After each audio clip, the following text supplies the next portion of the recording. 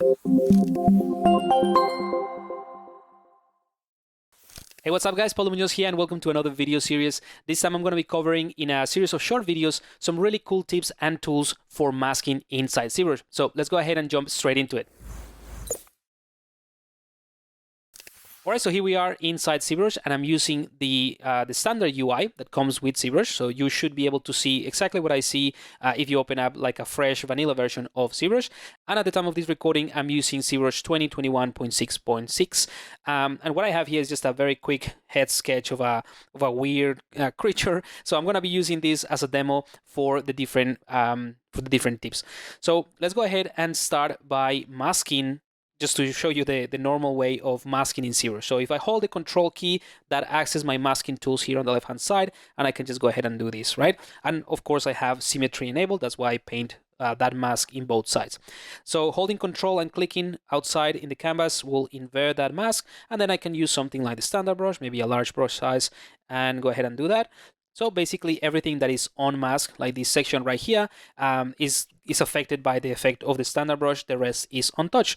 So to clear that mask, I'm gonna go ahead and hold control, click and drag outside of the canvas, and that clears the mask. So those are the very basic operations of the masking brush in ZBrush. But it's something that you can use quite a bit to generate some very interesting details. So let me just undo all of that and give you more like a proper idea of how you can use that. So I'm gonna go ahead and mask maybe an area like this, and you can also soften the amount of masking influence that you're adding just by pressing harder, depending on whether you have a tablet or not. So in my case, I'm using a Cintiq, so I'm pressing a little bit harder here to generate a sharper mask, and here at the top it's a bit more diffuse.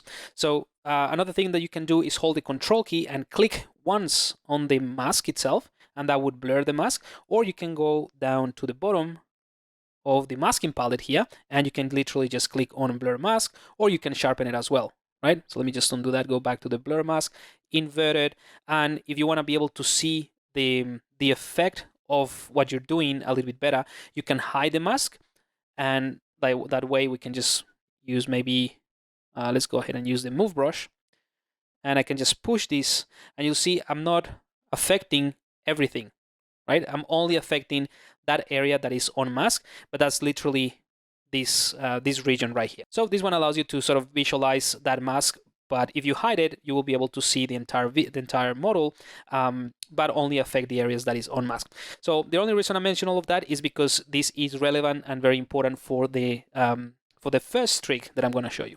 So I'm going to go ahead and undo all of that, and I'm going to clear the mask, control click and drag. And let's go ahead and select the standard brush. Okay, so the trick here is to use PolyPaint to define a custom mask and have the ability to explore more designs or more patterns using PolyPaint. So let's go ahead and select a white color, which I already have selected. Go to the color palette, click on fill object. So now this entire object is filled with a white color. Then I can just go ahead and select something brighter, like maybe blue color, for example, right? And this is important. The fact that I'm selecting a very saturated, very bright color is important so that we can then isolate it easier, right? So now that I have this blue color, I can go ahead and paint, or not paint, sculpt the details, but you see I'm not affecting anything with color. That is because the default standard brush doesn't have the RGB enabled. So all the effect of this brush is only in the volume. That is the Z add.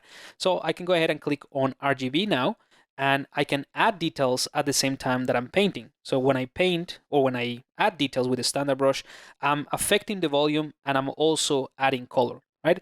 So let me just increase or decrease the brush size and create some details here. So I can just go ahead and do that.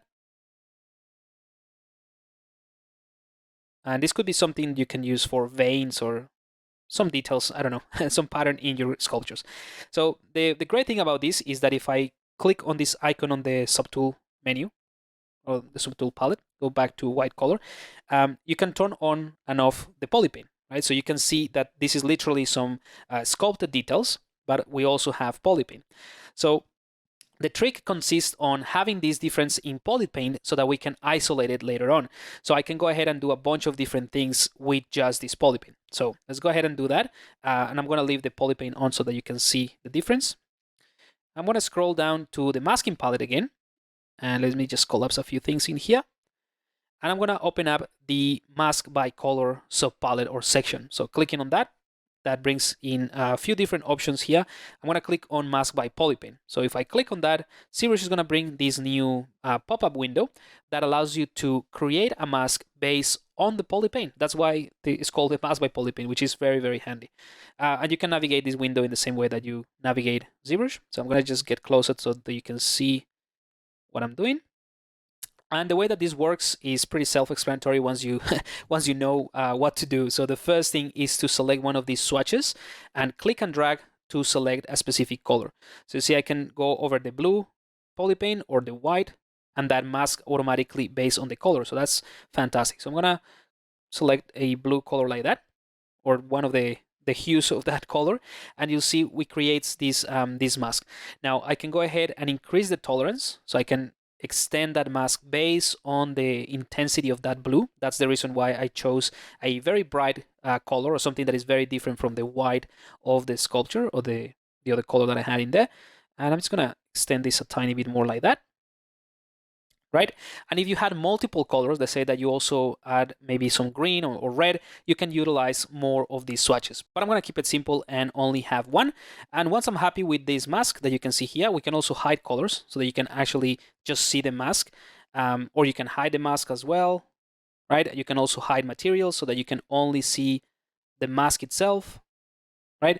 So it's pretty handy, just these like switches in here. I'm not going to invert the mask. Let's just keep it simple again, and I'm going to click OK. So by doing that, we just have this area mask. So it's really useful to create a mask once we finish with the PolyPaint, right?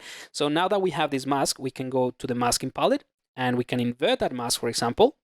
We can hide the mask temporarily, and now we can use other brushes. So for instance, we can take the inflate brush, right?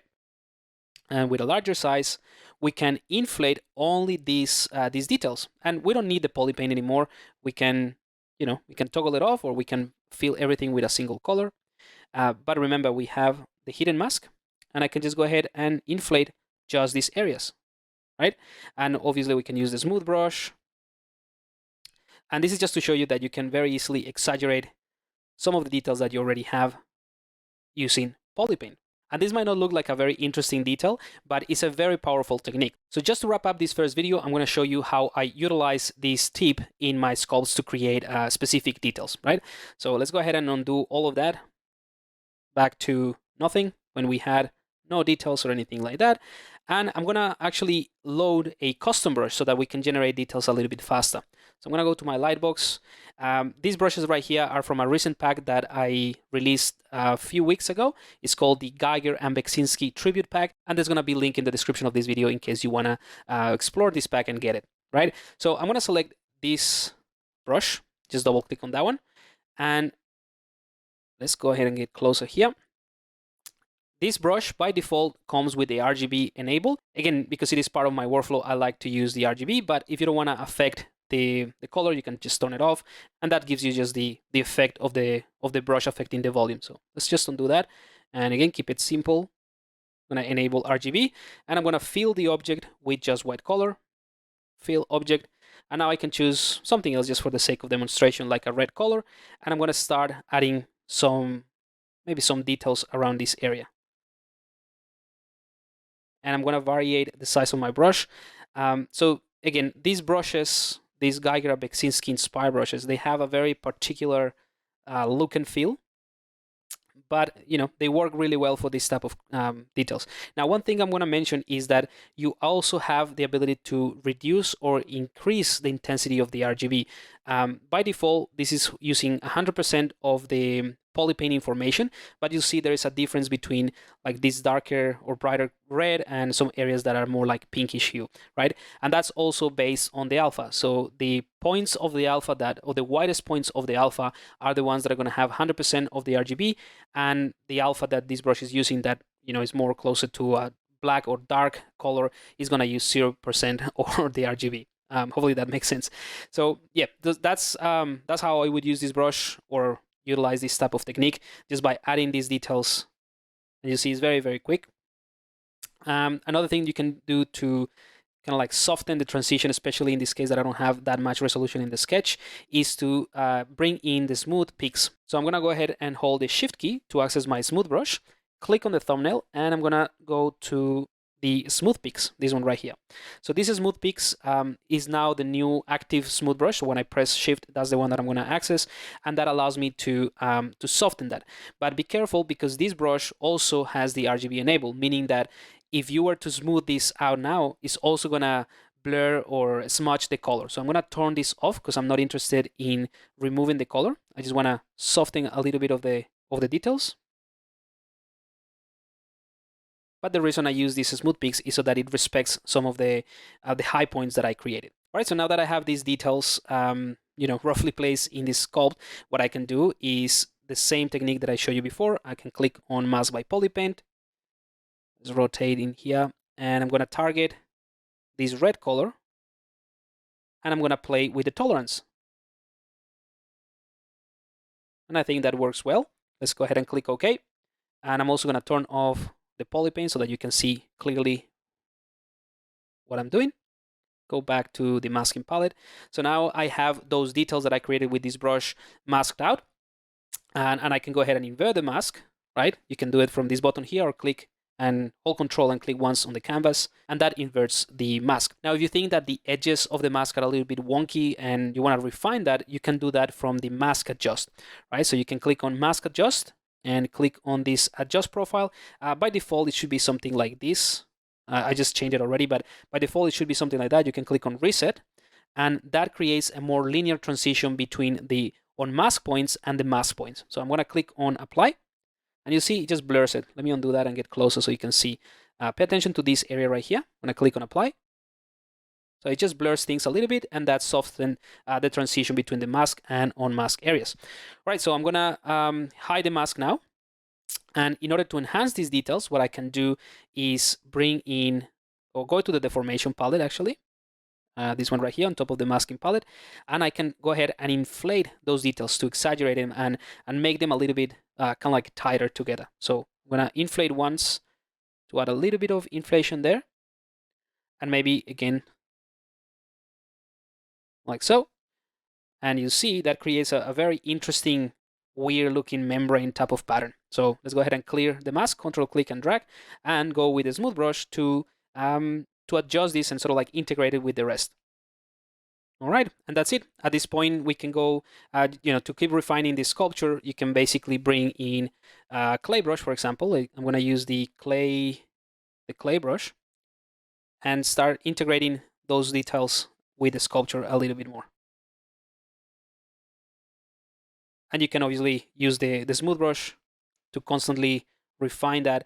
But this is just a very quick and simple way to create this type of details and explore this type of patterns in your sculpture using the Mask by PolyPaint, right? So this is how this creature is looking. All right, so hopefully you have found this useful. In the next video, I'm going to cover a productivity tip, something that you can incorporate in your workflow to speed up the process, especially if you have a Wacom pen or a Wacom tablet. So I'll see you in the next video.